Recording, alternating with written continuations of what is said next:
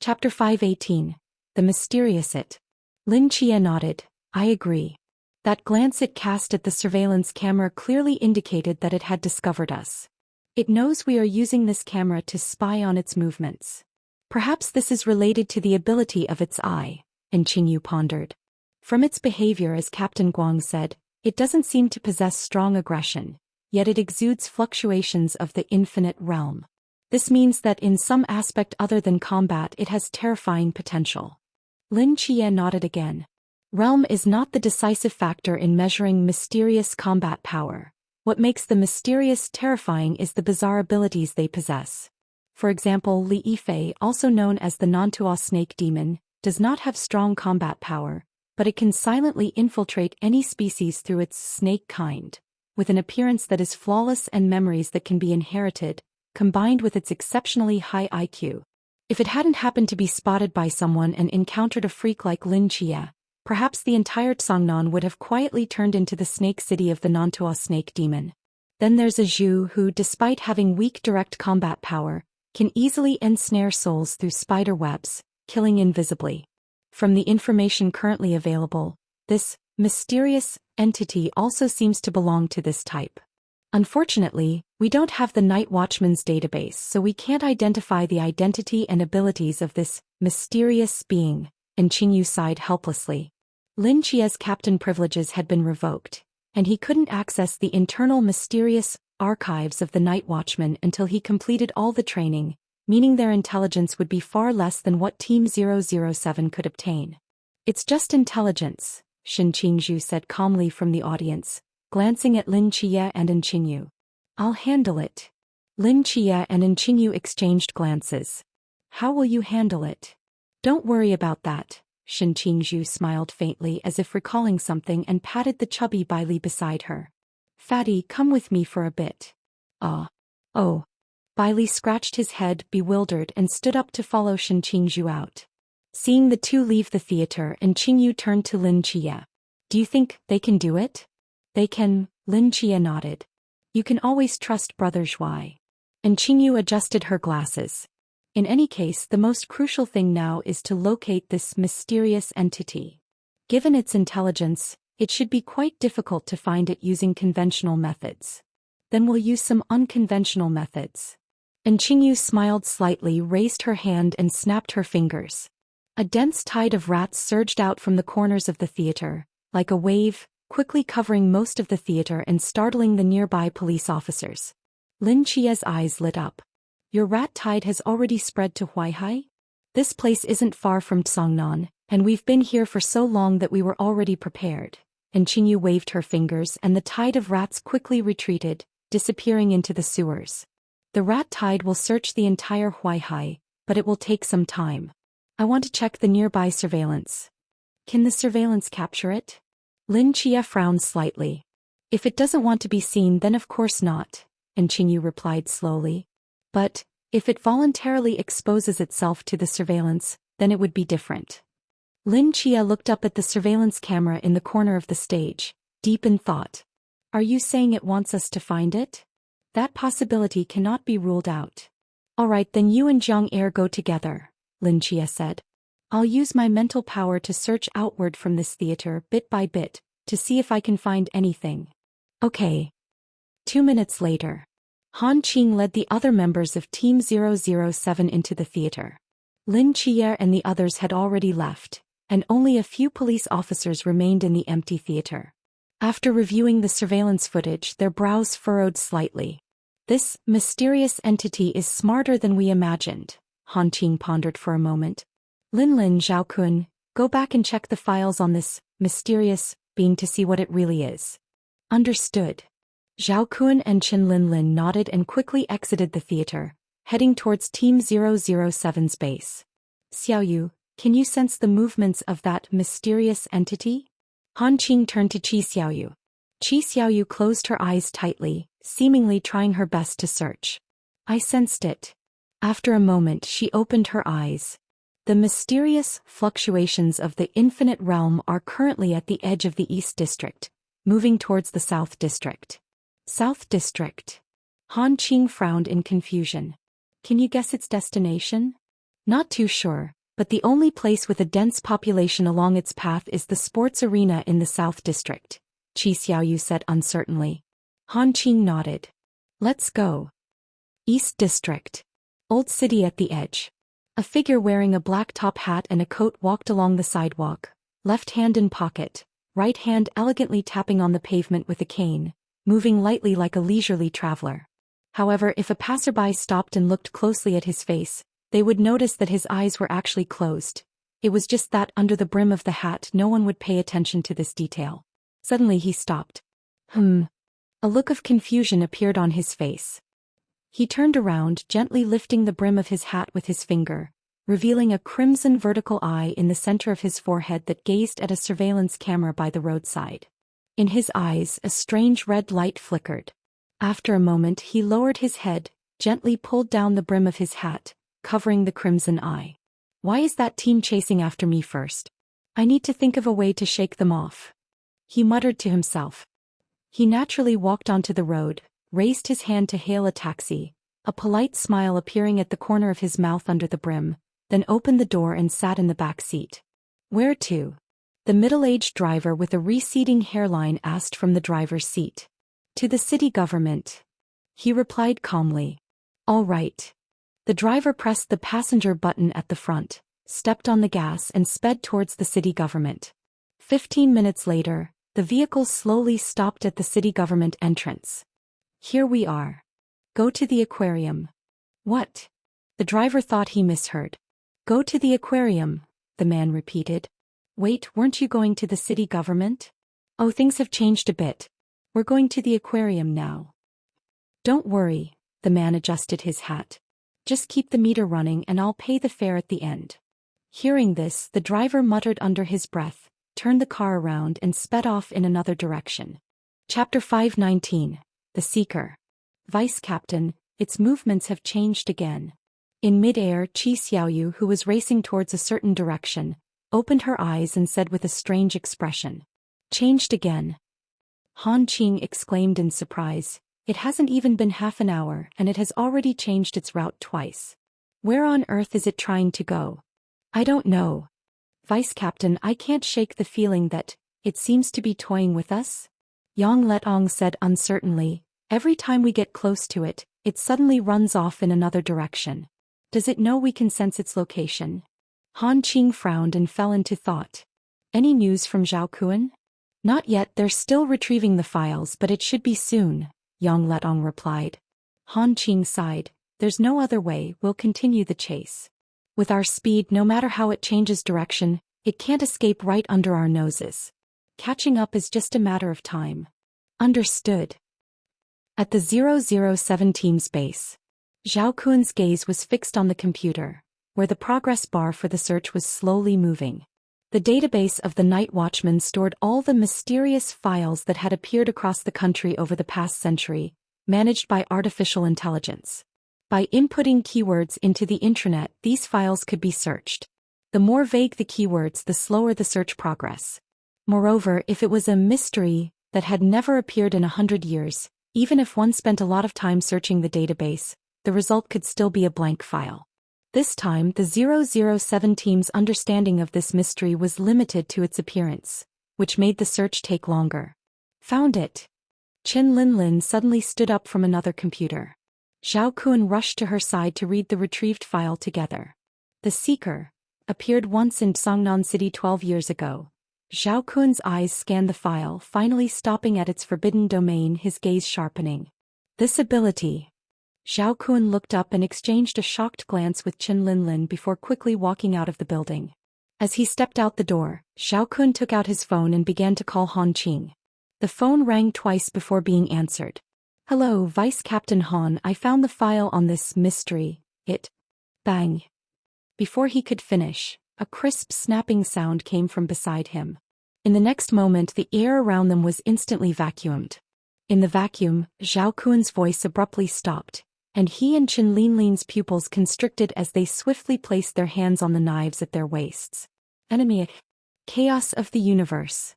Outside the vacuum zone, a figure wearing a Zhu Beiji mask slowly extended a hand and pressed it in the void, causing a black and white taiji diagram to unfold instantly. The straight knives in their hands suddenly trembled violently, and before they could react they flew out of their hands heading straight for the figure at the center of the taiji diagram. The two stood frozen in place. Before they could make a move, two high-pressure air hammers suddenly struck the back of their heads, and they felt a darkness before losing consciousness. As the air resumed circulation, Bai Li Pangpang walked up to the two, his expression somewhat subtle. "Brother Zhu, do you think this is a bit too much?" Beside him, Shin Qingzhu casually walked over with a cigarette in his mouth. "What's wrong with it? This is just a counteraction and we're only sharing some intelligence. We won't actually harm them. What if they wake up and refuse to tell us anything? Who said we need them to tell us?" Bai Li Pangpang was taken aback. "If they don't tell us, how will we know the information?" Shin Qingzhu patted his shoulder, walked aside, picked up the phone that had fallen on the ground, and exhaled a long puff of smoke, the white mist dispersing in the air. "Learn from this." In a daze, Zhao Kun opened his eyes. Ugh. He touched the back of his head, which still throbbed slightly, but he was still at the entrance of the building and judging by the light he hadn't been unconscious for long, probably within 10 minutes. "Lin Lin, wake up." He walked over and shook the unconscious Chen Lin Lin. Chen Lin Lin groaned softly and slowly opened her eyes, looking around in confusion, her brows tightly furrowed. "Did we just get attacked?" "Yeah." Zhao Kun paused, but the attacker was wearing a mask so we couldn't confirm their identity. It might be someone from the 5th Reserve Team. Why are they still resorting to sneak attacks? Chen Lin Lin pouted angrily. What's strange is that after knocking us out, they didn't seem to do anything else. Zhao Kun picked up the knife and phone from the ground, his expression somewhat odd. What on earth do they want? Let's report the intelligence to the vice captain first, and the fact that we were just ambushed. Okay. Zhao Kun dialed a number and almost instantly the other side picked up. Zzz. Hello. Han Qing's voice came through the phone. "Vice Captain Han, we found the file on that mystery," Zhao Kun said seriously. "A shadow with red eyes resembling a human, possesses high intelligence and can attach itself to ordinary people. It is the Seeker." "Seeker?" Han Qing's voice sounded surprised. "Exactly. Its forbidden domain is sequence 043, named Eye of the Seeker. Its red eye can see through the past, present, and future of any non-living object." It glanced at the surveillance camera by the stage and already saw the future of that camera. It saw that at some point in the future we would pull up that footage and see its existence. It's a mystery that can predict the future to a certain extent. I see. For a century only one Seeker has appeared within the Great Xia territory, which was 12 years ago in Tsangnan City. At that time the 136 team stationed in Tsangnan chased it for a full half-month but couldn't catch it. Later it disappeared for unknown reasons. The current Seeker is very likely the same one that appeared in Tsangnan 12 years ago. It didn't just arrive today. It has been lurking somewhere until now, actively releasing its aura, wanting us to find it. Is there anything else? Zhao Kun pondered for a moment. The file also mentioned something I'm particularly concerned about. 12 years ago when it appeared, it claimed to be a servant of some supreme existence, and its arrival here was by the will of that supreme being. Supreme existence. The voice on the other end paused. I understand. Is there anything else? Nothing more. Zhao Kun seemed to remember something. Oh, Vice Captain, it seems we were just ambushed by someone from the 5th Reserve Team. Oh really? They knocked us out but didn't do anything else. I'm a bit puzzled. It's good to be puzzled. Zhao Kun asked in confusion. Vice Captain, what do you mean? On the other end of the line, a faint buzzing sound came through, and Han Qing's voice suddenly changed to a cool, melodious young girl's voice. I mean, thank you for the intelligence. I'll treat you to a late-night snack tonight. Chapter 520, Guardian of the Virtual World. Huaihai City Transportation Center. And Qingyu hung up the phone and looked at the girl in the white dress floating beside her, surprise evident in her eyes. Is it really that simple? Zhang Er nodded. Isn't your range of ability only 1 kilometer? How did you interfere with Shin Qingzhu's phone from here? That's at least 4 or 5 kilometers away, right? 1 kilometer is the range of the magnetic field generated by my brain, which is my movement range, not the range of my ability, Jiang Er explained. I didn't personally go over to tamper with that phone. I simply altered the signals covering this area through the magnetic field. The essence of modern mobile communication is, in fact, the exchange of information between terminals via signals. These signals are transmitted through base stations scattered across various locations, enabling long-distance communication, like a vast net covering the city. I can access this net from any port and directly influence the radio signals themselves. So, in a modern context, my ability can affect any area covered by signals.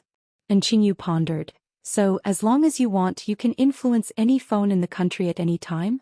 And radios, televisions, computers, and all other electronic devices that transmit information through signal bands, provided I know the signal coding of that device, Jiang Er added. This ability only emerged after I became a ghost. Before that, I could only influence electronic devices within a 1-kilometer range through the magnetic field. No wonder you wanted Shin Qingzhu to knock them out first and then call you, and Qingyu nodded and asked, but if the information exchange capability of an electronic device is blocked, can you still hack it? If it has no means of exchanging information with the outside world, I can only let my main body enter its 1-kilometer range and manipulate it through the magnetic field itself. After Jiang Er finished speaking, and Qingyu fell silent, quietly gazing into Jiang Er's eyes. Why are you looking at me? Jiang Er noticed in Qingyu's gaze and felt a bit flustered, subtly turning her head to the side. I just realized that, in a sense, you are the most terrifying person in this team, and Qingyu slowly said. Even with Qi Yi Jialan and Shin Qingzhu giving it their all, they can at most destroy a region. But you are different. As long as you think about it, all electronic devices based on modern communication will be paralyzed, even filled with destructive potential. Wrong traffic lights, incorrect navigation, erroneous commands. You could easily cause car accidents, arbitrarily change flight paths, manipulate stock market trends, siphon off all currency stored in online banks, leading to a collapse of the market economy, and even influence the launch of weapons of mass destruction. You could, in 5 minutes, revert modern society back to 100 years ago. And Qingyu looked into her eyes and said slowly, the power of the spirit field is absolutely underestimated.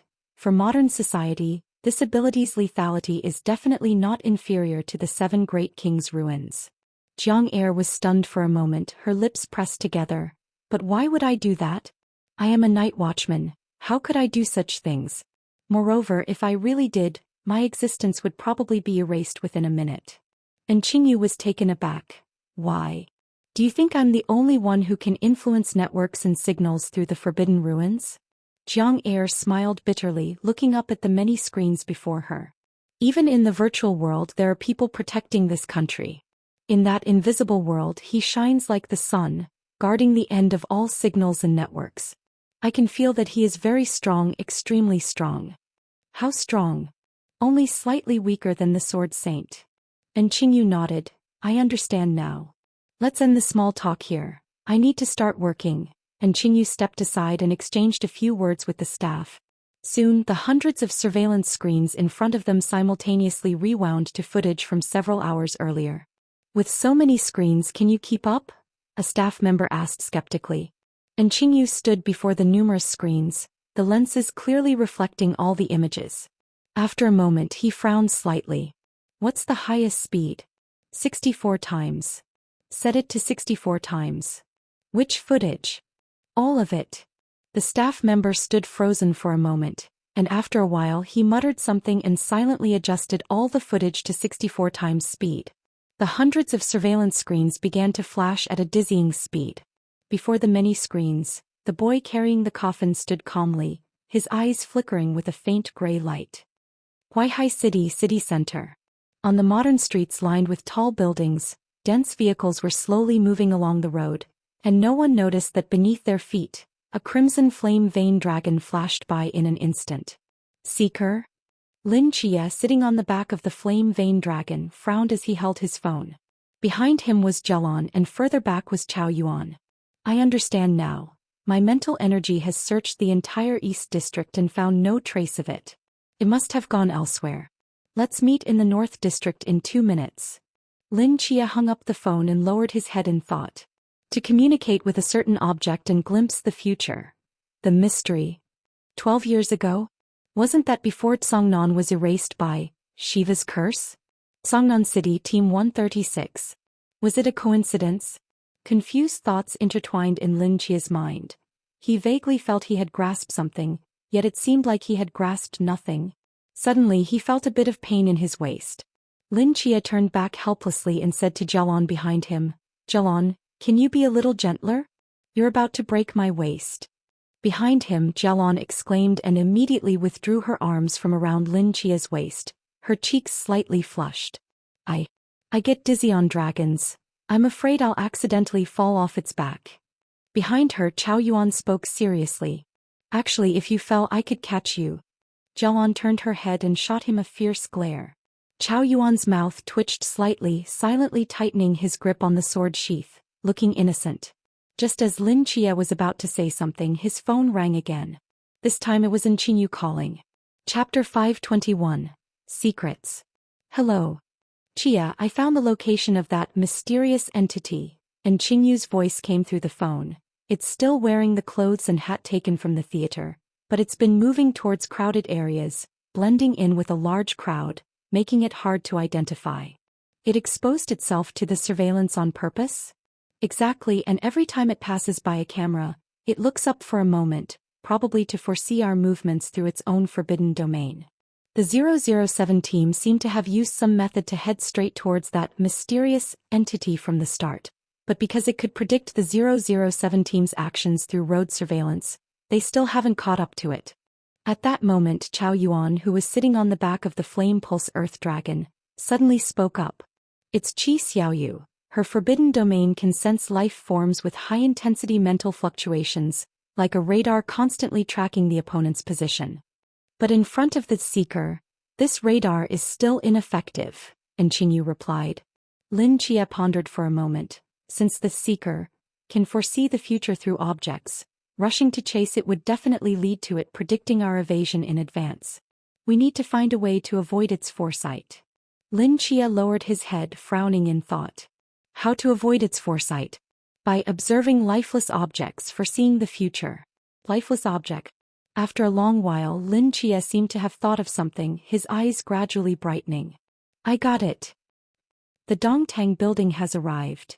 The taxi driver slowly stopped the car, took a sip of water from his thermos, and let out a long sigh, his eyes filled with fatigue. "You've changed destinations 4 times in a row. I say, buddy, you haven't run into any trouble, have you?" The driver couldn't help but complain. In the back seat, the man wearing a black top hat and a coat slightly raised his head to glance outside. "It's fine, just stop here." He reached out to open the car door and stepped out. "Hey, wait," the driver quickly called out. "You haven't paid yet.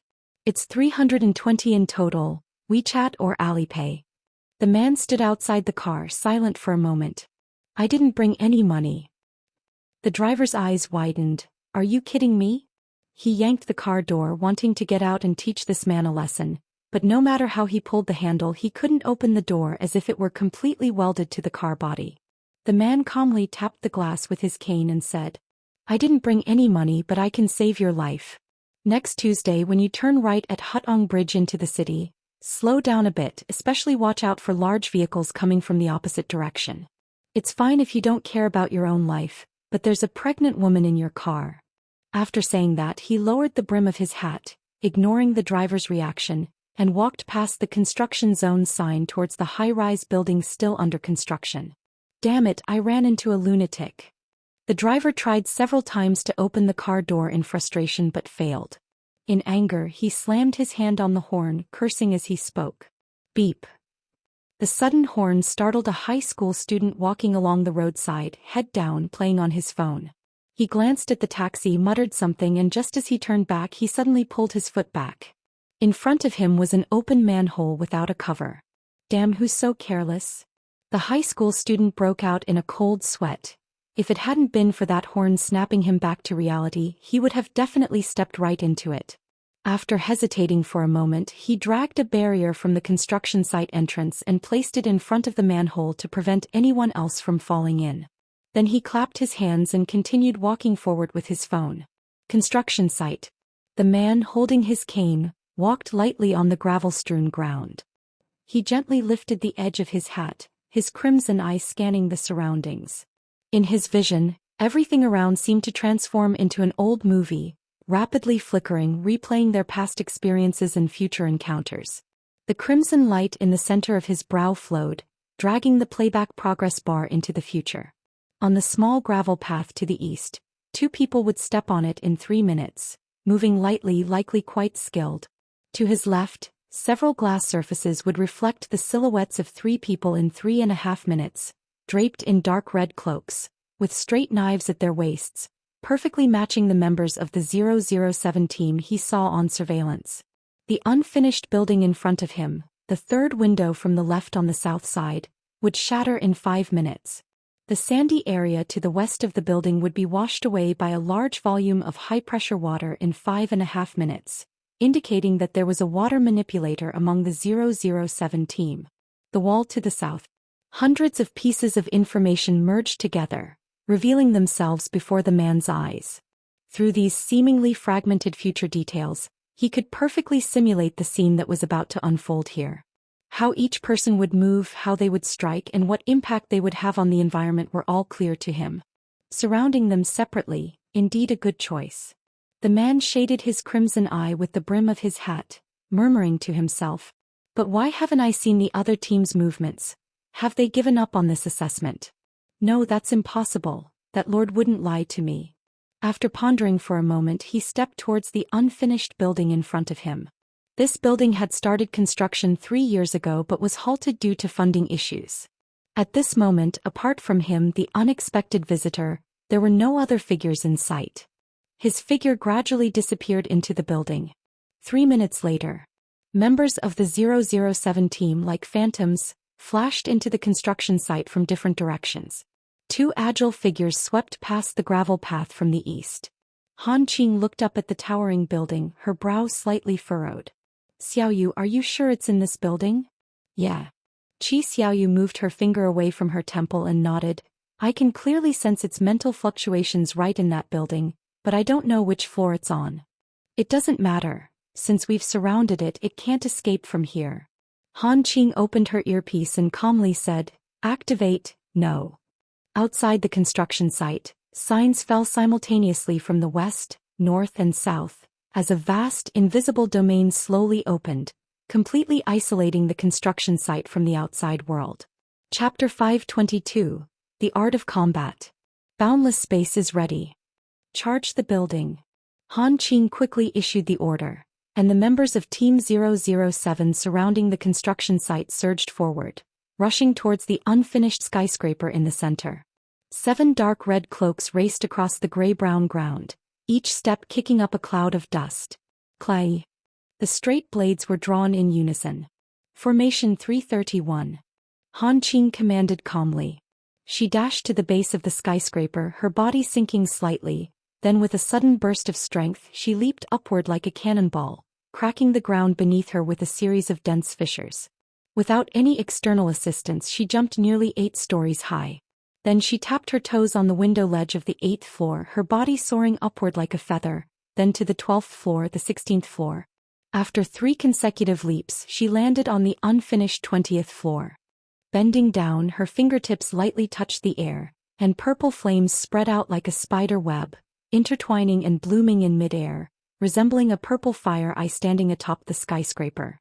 Meanwhile, on the first floor of the building, the remaining 3 members of Team 007 charged in from 2 different directions in groups of 3. The 331 formation is one of the tactical formations used by Team 007 for high-rise combat, with Vice Captain Han Qing guarding the top floor to prevent the Mysterious from escaping the building. The other 2 groups searched for the Mysterious, at maximum speed from 2 directions, ensuring that each group had the capability to engage the Mysterious individually. Once the location of the Mysterious was discovered, the 2 groups would quickly converge and Han Qing, stationed on the rooftop, would strike with thunderous force to eliminate the Mysterious. This tactical formation can be said to be one of the most effective strategies Team 007 has for dealing with mysterious incidents. Qi Xiaoyu, Yang Letong and Zhao Kun formed a group, rapidly searching upward in a triangular formation. They moved swiftly, covering 6 floors in an instant, and were now charging towards the 7th floor. As they stepped onto the 7th floor, a figure appeared in the center. Yang Litong's pupils constricted. "Targets spotted," he shouted, rushing towards the figure without hesitation. As he ran, his body began to emit a bluish-gray glow, and the temperature around him rose sharply. Each step he took on the floor melted the surface like lava, leaving a footprint behind. Behind him, Zhao Kun reacted quickly, extending his hand into the air. The water tank that had been prepared outside the building exploded, sending a massive surge of water shooting up like a pillar, flying outside the 7th floor. In the 331 formation, the 2 groups of 3 had undergone countless drills together, and their abilities were perfectly suited for this situation. Zhao Kun's ability could manipulate water, but the preparation time for his technique was too long. However, the fierce and domineering Yang Letong could compensate for this gap in combat effectiveness. As for Qi Xiaoyu, she was like a radar, her direct combat ability negligible. However, just as Yang Letong charged towards the figure, his pupils suddenly constricted. Leaning against a load-bearing column was indeed the actor who had left the theater, but he was now bound tightly with tape, secured to the column, and the shadow with the crimson eyes that had been attached to him had vanished. Decoy. Yang Letong immediately realized. At that moment, a black shadow dropped down from the darkness of the rooftop, landing behind Zhao Kun. On the shadow's forehead, a single crimson eye emitted an eerie glow. In the next instant, it merged entirely into Zhao Kun's body, transforming into a shadow that enveloped his skin. Zhao Kun's body stiffened for a moment as 2 streams of mental energy collided violently in his mind. As Zhao Kun was only at the sea realm, he could only hold on for a moment before losing control of his body. His consciousness fell into a deep slumber. His eyes slowly closed, and suddenly, a crimson-eyed black pupil opened on his forehead. A faint smile crept across his lips. He swung the hilt of his straight blade against Qi Xiaoyu's head, knocking her unconscious, then reached out with his hand. Boom! A torrential surge of high-pressure water burst in from the window, crashing directly into Yang Letong in the center of the floor. The bluish-gray glow on his skin collided with the water, as if it had touched lava, causing the water around him to boil instantly. Yang Letong turned around, shocked to see the crimson-eyed Zhao Kun. In the next moment he was swept off his feet by the terrifying water pressure, directly pulled out through a side window, shattering the glass and plummeting down. The crimson-eyed Zhao Kun walked to the corner, draped the wet coat on the ground over his shoulders, lowered his head to place the black top hat on, and leisurely made his way to the center of the floor. He raised his cane and lightly tapped the floor. The high-pressure water swirling around him condensed into a hammer, crashing down heavily onto the floor, the terrifying force exploding from the water, directly penetrating the floor beneath. After that, the high-pressure water hammer showed no signs of stopping, continuing to smash down with terrifying energy, consecutively breaking through all the floors below, and striking the leader of the second group of 3 still on the 5th floor, sending him crashing down as well. Boom boom boom. A series of rumbling sounds echoed from below. He controlled his strength with great precision, creating a hole that penetrated 7 floors without damaging the building's load-bearing structure. The swirling dust rolled in, and the remaining 2 members of the other group sprang into action, their blades flashing as they charged through the dust towards him. Crimson-eyed Zhao Kun, holding the unconscious Qi Xiaoyu, approached the edge of the hole and directly threw her down, quickly descending to the 1st floor. "Kill me or save someone, you choose." He spoke with a smile. Unlike Yang Letong, who was tough and resilient, Qi Xiaoyu was merely a weak girl capable of sensing mental energy. Although her physical abilities had significantly improved after advancing to the sea realm, falling from the 7th floor while unconscious would still result in serious injury.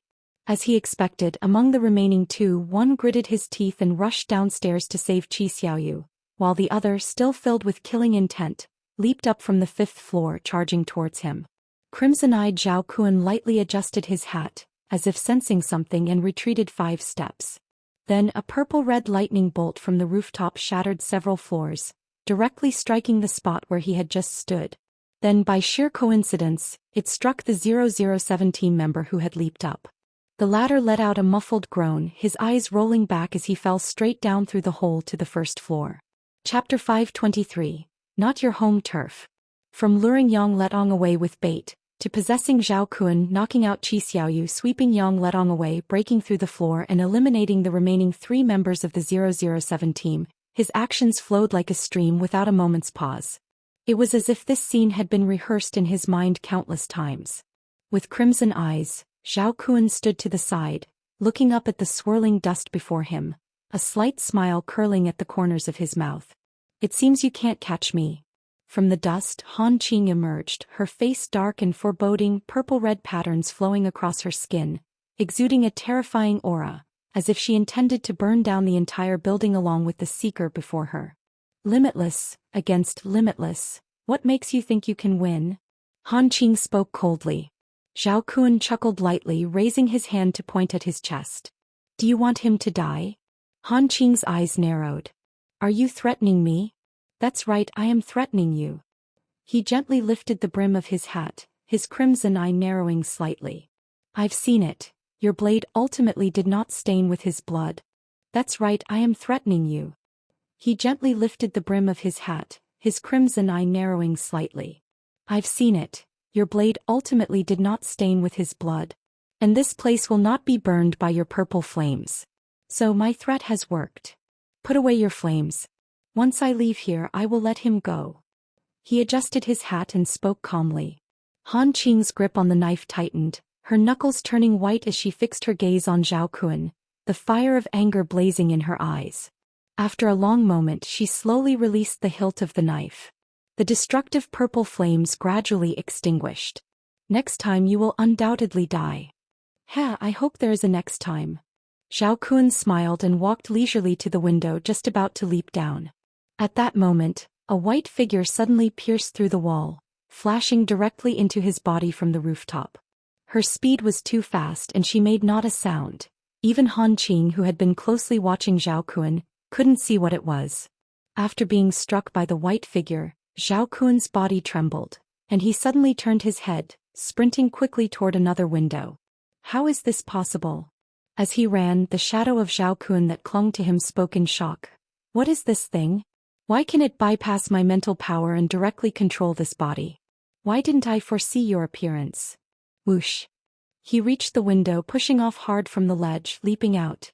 Then a plump figure riding a golden sword light rushed in from afar, accurately catching Zhao Kun in midair and lifting him up. "Jiang Er, well done."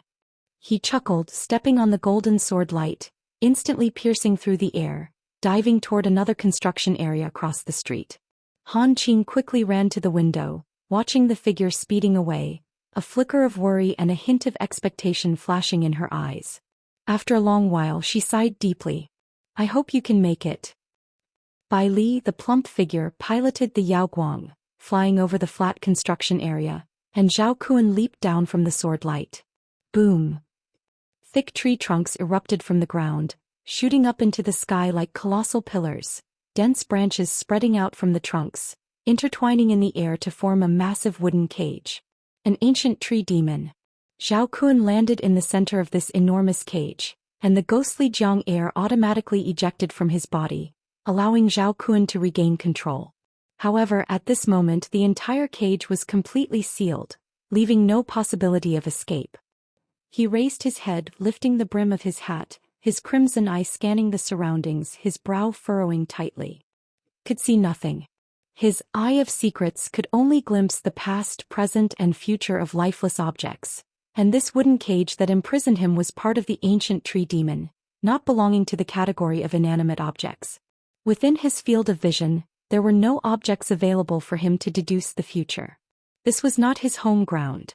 "So this is what was waiting for me," Zhao Kun murmured to himself, then shook his head. "Unfortunately, a bunch of wood cannot trap me."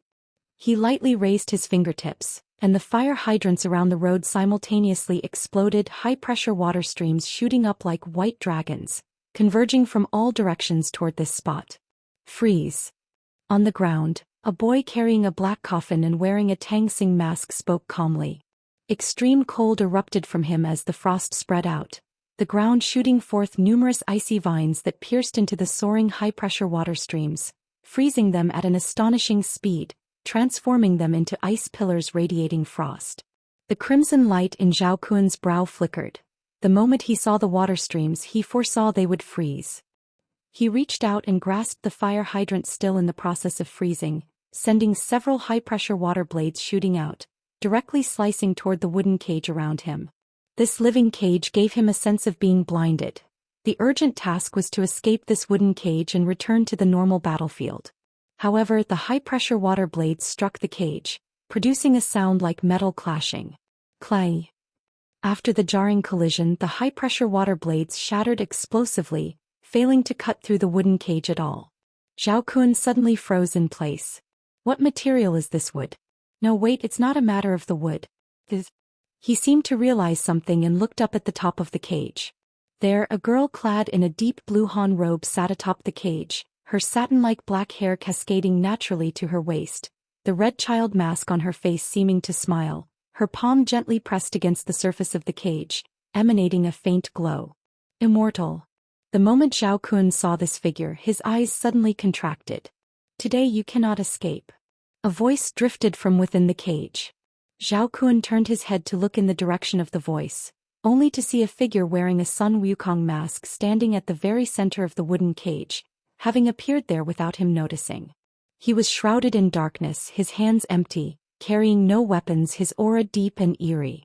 Zhao Kun stared at the Sun Wukong mask for a long time, the crimson light between his brows flickering as if he were watching a movie, capturing fragments of the mask's past to glimpse the boy's face behind it. So it's you. Zhao Kun recognized Lin Chia's appearance, a slight smile appearing at the corners of his mouth. I finally found you. Chapter 524. Goodbye, Dean Lin.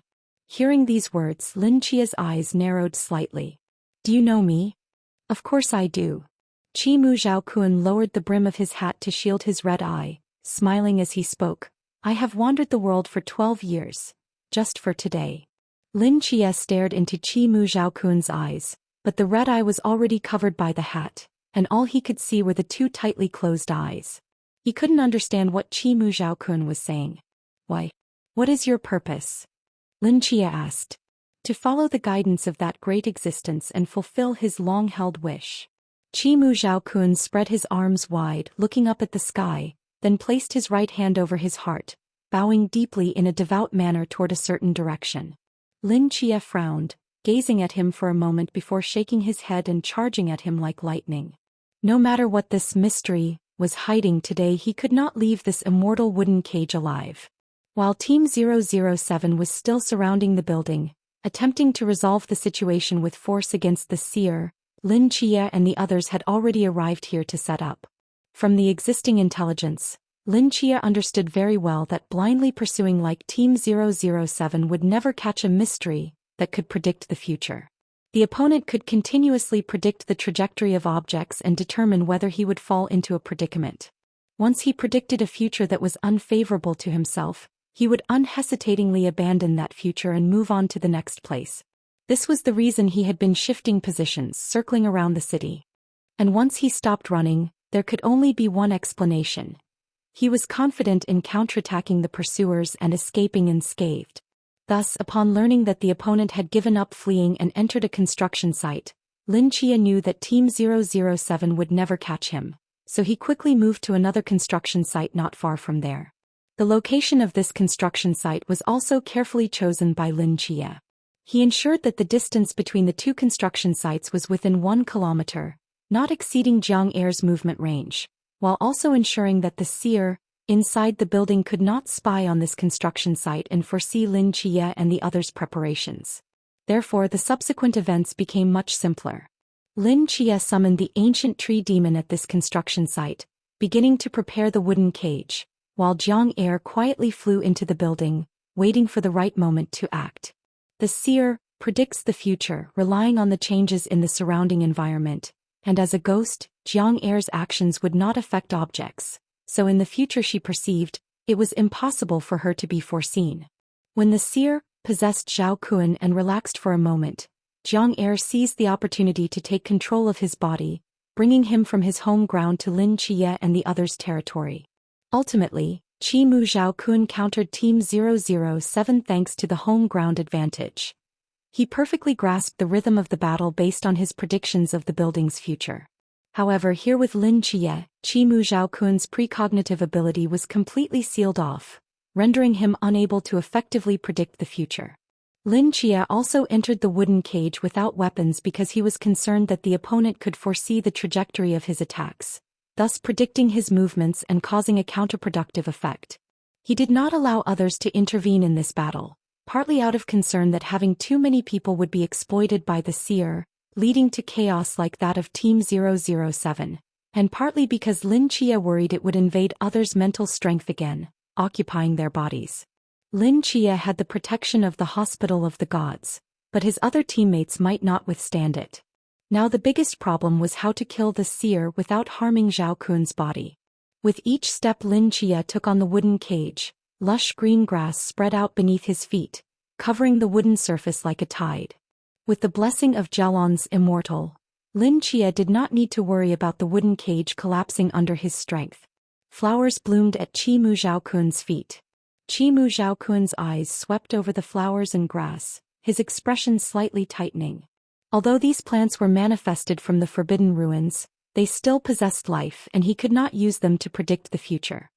He sighed helplessly, gripping his staff and charged at Lin Jie, who was barehanded. The heavy staff sliced through the air, emitting a low hum.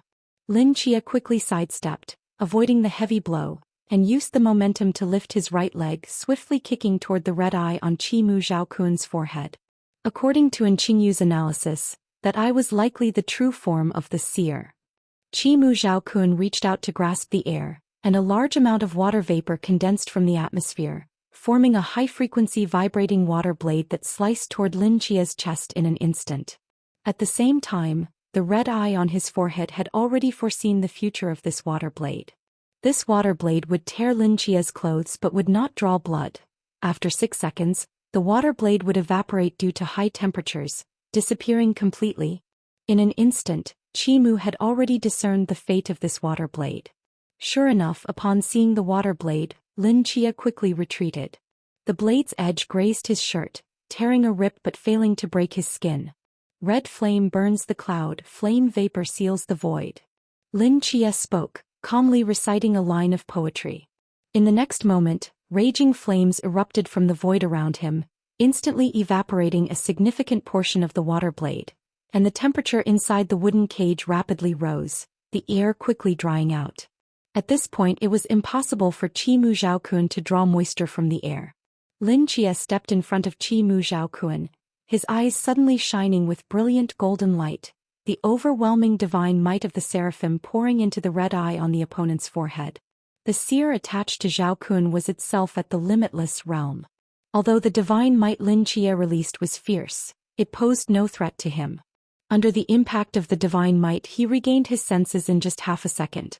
But in that half-second Lin Jie's tightly clenched right hand suddenly opened, revealing a black ring shimmering with ghostly light in his palm. The soul-severing blade. The red eye on Zhaokun's forehead suddenly contracted. Lin Jie had been gripping this blade from the very beginning, so Mu Zhaokun could not foresee the existence of this ring, let alone predict its future. Lin Jie used this method to once again deceive his precognition. In that moment he foresaw the future of the soul-severing blade, but he no longer had time to respond. A streak of pitch-black blade light erupted from the ring, piercing directly into the red eye on Zhaokun's forehead, shredding the very soul of the seer into fragments. The shadow attached to Zhaokun flowed to the ground like a tide, and the red eye pierced by the soul-severing blade quickly lost its luster.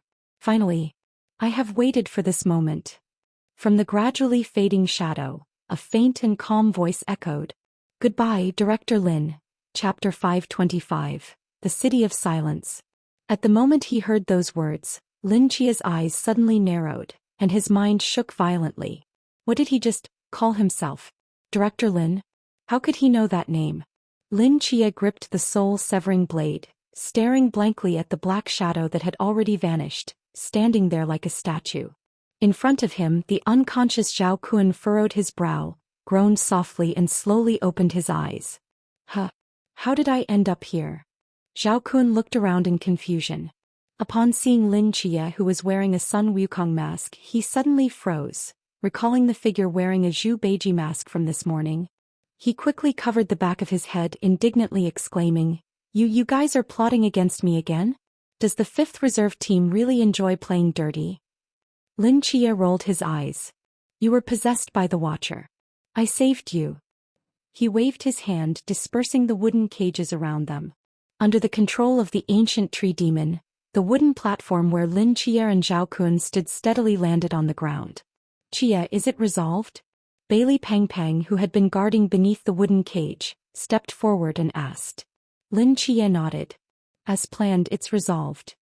He extended his hand, offering the black ring in his palm to Bailey Pang Pang, who shook his head and smiled. "Give it to Zhuang Gu. I've already given him the soul-severing blade." Shin Qingzhu raised an eyebrow, took the black ring and put it on his middle finger. "Thanks. So, this confrontation counts as our victory, right?" Chao Yuan asked. Lin Chia looked up at the top of the building on the other side of the street, where a figure draped in a dark red cloak was silently gazing in this direction. "Of course," he smiled. Outside the Great Xia territory, pale mist filled every inch of space, rolling through the air like waves. Sunlight filtered through the hazy fog, illuminating the dry, lifeless earth. This life-restricted zone, untouched for a century, silently interpreted the beauty of death. Darkness was gradually eroding this land. If someone stood on the ground and looked up, they would see a massive black shadow suspended in the sky, slowly moving westward. It was a city. A modern city shrouded in ghostly light. That ghostly light emanated from a floating palace deep underground, filtering through the towering bronze gates, enveloping the entire city in its glow, like a ghostly dome that repelled the mist filling every corner of the world, allowing the thousands of beings sleeping within the city to survive in the fog. That ghostly light was the law of Fengdu. Above the floating city, a figure clad in a blue-white robe with a blue sash around his waist, stood amidst the mist, surrounded by an endless storm. His dark golden eyes contained boundless divine power, inspiring a sense of reverence in anyone who caught a glimpse. He was Hua, the wind god, one of the 9 pillars of Egypt. His right hand was held out in front of him as if supporting something. Beneath his feet, endless gusts of wind swirled around the floating city, slowly pushing it westward. Hua glanced down at the ghostly city beneath him, his brow slightly furrowed. He pointed downward with his right hand, and a deep blue gale several kilometers long gathered at his fingertips, shooting toward the city below. The gale shattered violently upon touching the ghostly barrier, and the laws of Fengdu circulated, forcefully breaking apart the gale. Fengdu instinctively resisted the laws of the foreign god. Hua's brow furrowed. After hesitating for a moment, he slowly lowered his hand. Along the way, he had tried countless times to break through the laws of Fengdu, but none had succeeded. The laws of Fengdu guarded the lives within the fragments of the city like a turtle shell. Even the wind god could not easily break through, which was why he had been unable to directly plunder Fengdu but could only take the entire city along with it. It was like a thief who couldn't open a safe to obtain its treasures, so he had to resort to the clumsiest method of taking the entire safe back and slowly opening it. The thousands of lives contained within were merely bonuses that came with the safe. Since the laws of Fengdu were so stubborn, he would take it all back to the Sun City and gather the power of the gods to open it. He raised his head, controlling the floating city radiating ghostly light, continuing toward the direction of the Egyptian Sun City. What he did not notice was a barely perceptible sword light sweeping through the mist, quietly slipping into that ghostly light. Inside the city, under the ghostly dome, the entire city was dead silent. The city's power grid had completely collapsed, and there was not a glimmer of light on the streets. The city center was equally dark, silent, and still. Looking around, there were no traces of technological civilization left in the dark city. A cold chill lingered beneath the ghostly light, making the entire city feel like an ice cave, with patches of white frost covering the roads, slowly consuming the bodies of the fallen pedestrians. They were residents of Anta County, knocked unconscious by the gale summoned by the wind god.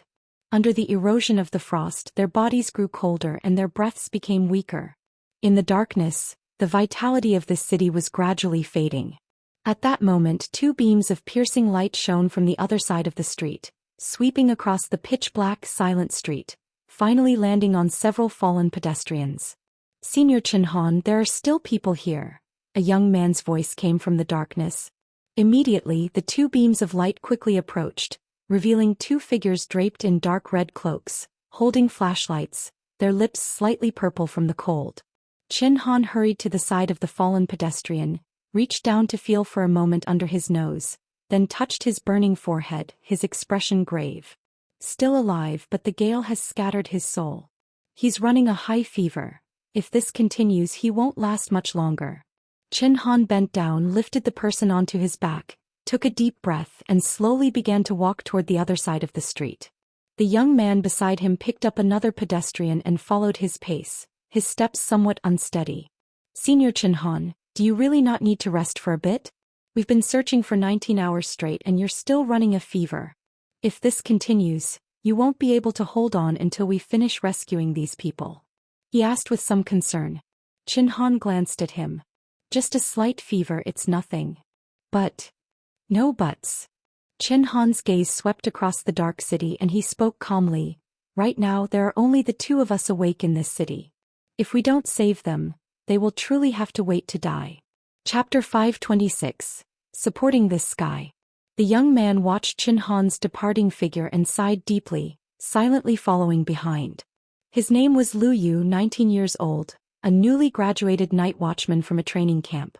Due to his unsatisfactory performance in the graduation assessment, he was assigned to the 332 squad stationed in Anta County. As he walked into the dilapidated forestry bureau, he saw Chin Han, draped in a coat, wandering out of a room and the faint white frost inside, making him feel that his future was bleak. A broken city, a run-down building, a squad consisting of only one person. Of course, after he joined it became two. Life in the extreme north was a nightmare for Lu Yu, a native of the south. It wasn't until he arrived in Anta County that he truly understood what it meant for water to freeze and what extreme cold felt like. The only things they had to ward off the cold aside from the unreliable heating were a small, shabby stove. Fortunately, Captain Chin Han was a decent person and took good care of him, but he simply couldn't endure the harsh environment here. He couldn't imagine how Chin Han had survived alone for so long. Did he not feel the suffering? Lu Yu had been with the 332 squad for just a month and a half, yet he had secretly written 3 applications for transfer. But before he could submit them to the higher-ups of the Night Watchman, this sudden turn of events shattered all his hopes. Wind god, the outside world, fog, strange ghostly lights. Lu Yu never dreamed that these things, which ordinary night watchmen might never encounter in their lives, would all happen to him. Thinking about how he was now lost in the fog, possibly never to return to the Great Xiao, Lu Yu found himself somewhat nostalgic for that shabby forestry bureau. Although the conditions were harsh, at least there was no danger to life. The two of them carried the passerby, braving the darkness and cold, to the parking lot on the basement level of the mall. Several stoves burned in the parking lot, illuminating a corner of the darkness, and the warm heat filled the entire garage. Beside these stoves lay numerous unconscious residents of Anta County, their brows instinctively furrowed as if they were having nightmares. Chin Han carried the passerby to a stove, gently laid him down, took a blanket from nearby and covered him, reaching out to touch his forehead. Burning hot. Chin Han sighed, hesitated for a moment, and a faint white light appeared in his palm. "Senior Chin Han, you can't use your mental power anymore," Lu Yu said seriously upon seeing this. "Your own soul is already injured by the gale and you have a high fever.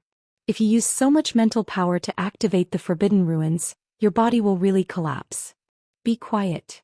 Chin Han replied calmly. He infused his mental power into the Forbidden Ruins, and under that white light the pallor on the passerby's face slowly faded, and the burning forehead gradually cooled down. Chin Han's Forbidden Ruins was the sequence 389's, micro-healing. As the name suggested, it was not offensive and even performed poorly in the healing field. Compared to other Forbidden Ruins, it could be said to be at the bottom among night watchmen. Of course, if it weren't for the low practicality of his Forbidden Ruins, he wouldn't have been assigned to the 332 squad. The light in Chin Han's palm gradually faded.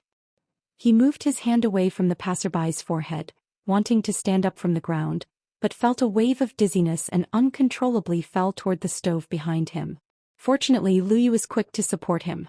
"Senior Chin Han, are you okay?" Lu Yu asked with concern. He reached out to touch Chin Han's forehead and instinctively recoiled from the heat, frowning as he spoke.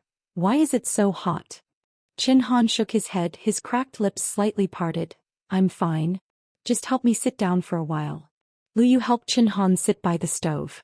Chin Han's pale face looked at the roaring flames reflected in the firelight. He slowly took out a cigarette from his pocket and lit it with the stove's fire.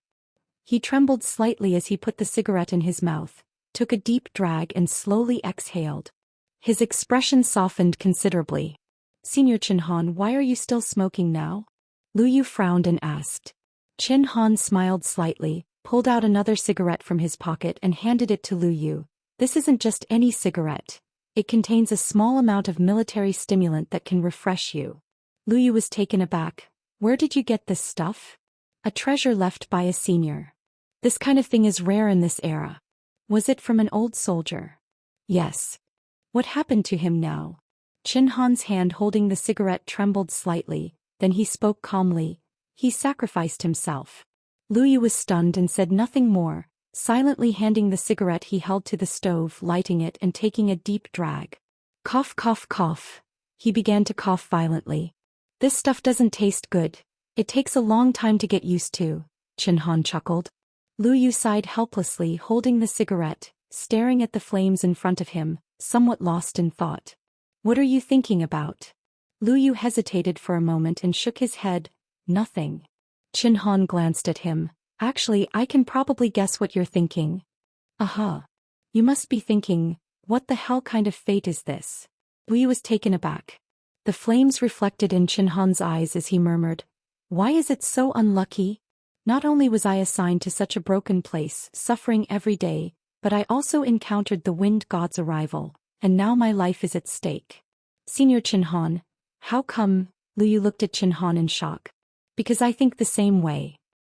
During this time, have you secretly written a few transfer applications? Lu Yu's body jolted, feeling a bit awkward as he spoke. I didn't. Be honest. 3. Chin Han nodded slightly, seemingly not surprised by this answer. Lu Yu cautiously glanced at Chin Han.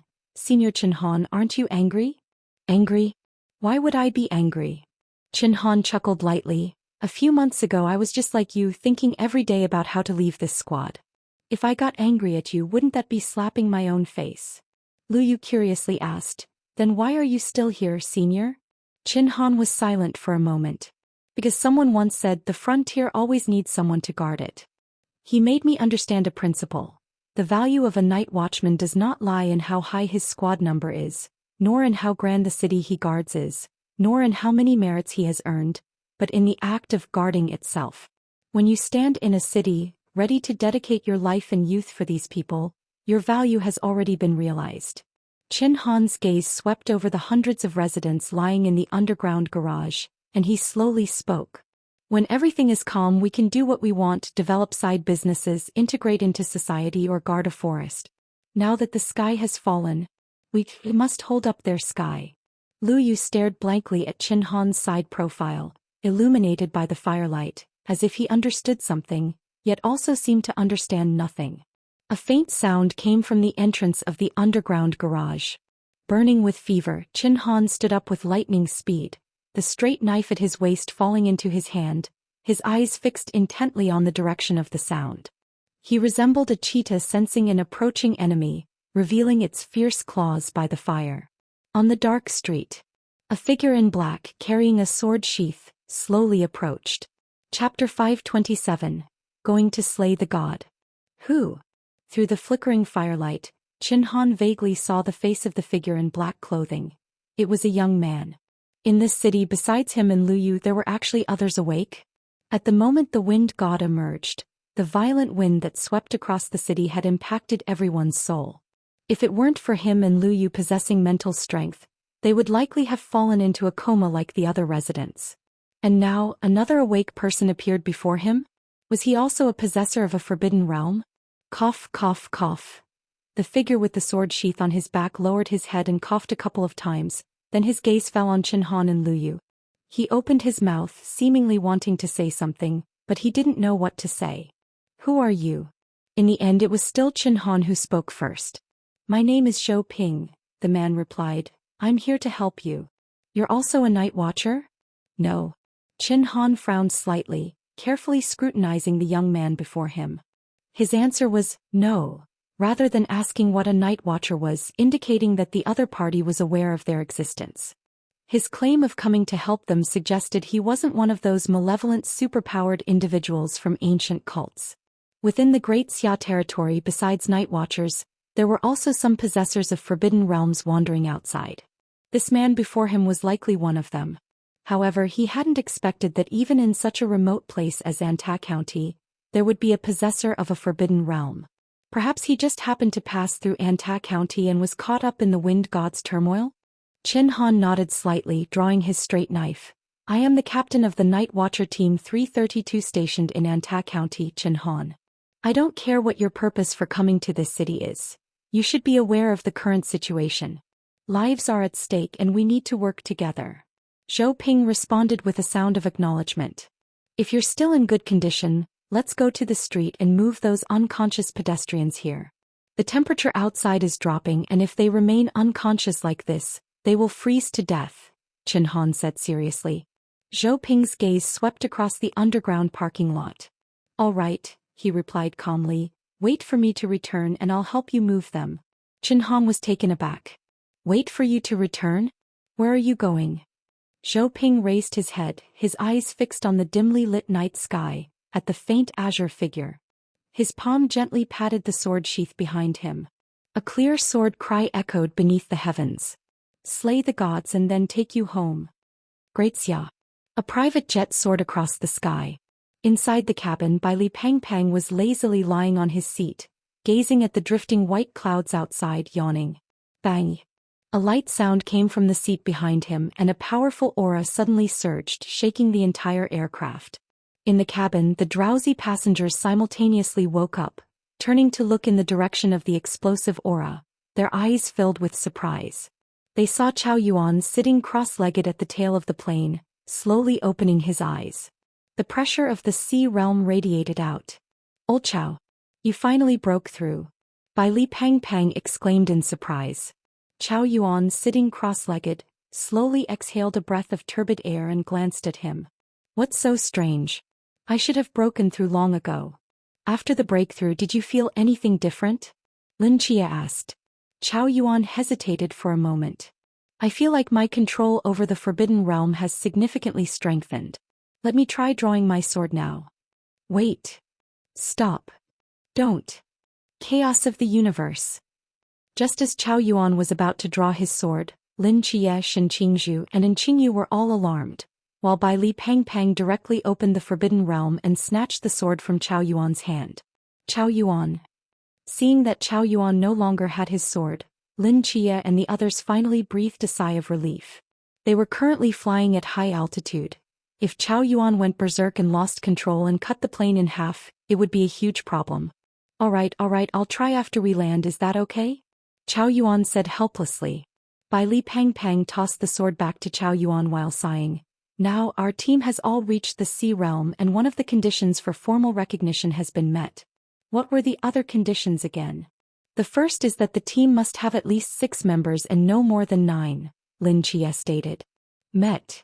The second is that the team leader, which is me, must reach the peak of the sea realm. The others turned to look at Lin Chia, who silently shrugged.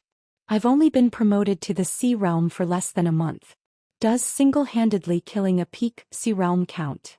Let's pretend it counts, continue.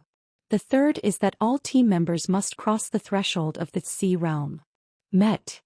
The fourth is that the team must have experience in defeating Wuliang realm enemies. Wait, let me count how many we've killed.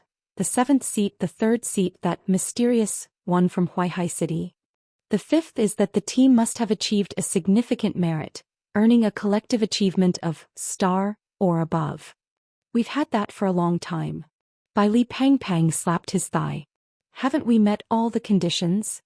If nothing goes wrong, as long as we clear the last challenge against the Beijing City Team 006, we can officially become the 5th special team, Lin Chia nodded. Finally, we've waited for this day. Bai Li Pang jumped up excitedly. Let me think, what should we name our team? Dominance? Unity? Super God? Looking at Bai Li Pang's expression, It was like a father anxiously waiting outside the delivery room for his child to be born, racking his brain to come up with a name. A bit tacky, Jiang Er's voice floated in from the intercom. The team name should relate to the characteristics of this team. Spirit Medium, Phoenix, and Mask are all like that. We can't just name it randomly, Lin Chia reminded. Let's wait until we become a special team before we think about it. Bai Li Pang shrugged. Then can I give myself a code name? Don't special team members all have code names? Like Wang Mian Vortex. What do you want to call yourself? I haven't thought of one yet. Bai Li Pang pondered hard. Jialan thought for a moment and then his eyes lit up. Fatty Money. Bai Li Pang. The others. Hashtag. In any case, the most important thing now is to prepare well, as the strength of the Night Watcher team stationed in Beijing City is not to be taken lightly, Lin Chia said seriously. If we can't pass this challenge, we won't be able to become a special team. Everyone nodded and began to close their eyes to conserve energy. Lin Chia glanced at the white clouds outside the window, slowly closed his eyes, and sank his consciousness into the mental hospital in his mind.